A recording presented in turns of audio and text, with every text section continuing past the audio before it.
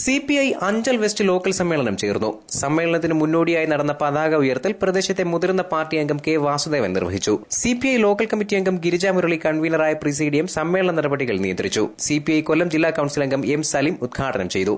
Party കോൺഗ്രസിന് മുന്നോടിയായി ചേരുന്ന സമ്മേളനങ്ങൾ വളരെ മുഖ്യമായി ചർച്ച ചെയ്യപ്പെടുന്നത് പാർട്ടിയുടെ രാഷ്ട്രീയ നയ സമീപനങ്ങളാണ്. അതോടൊപ്പമാണ് നമ്മുടെ സംഘടനാപരമായിട്ടുള്ള പരിശോധനകൾ നമ്മൾ നടത്തുന്നത്.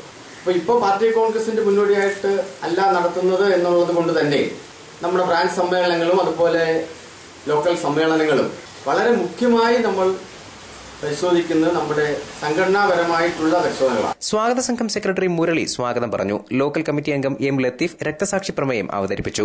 CPI അഞ്ചൽ മണ്ഡലം secretary KC Jose, block panchayat president KN Vasavan, മണ്ഡലം കമ്മിറ്റി അംഗങ്ങളായ Liju Jamal, VY Varghese, Linu Jamal തുടങ്ങിയവർ സംസാരിച്ചു. West local committee secretary C Hari പ്രവർത്തന റിപ്പോർട്ട് അവതരിപ്പിച്ചു.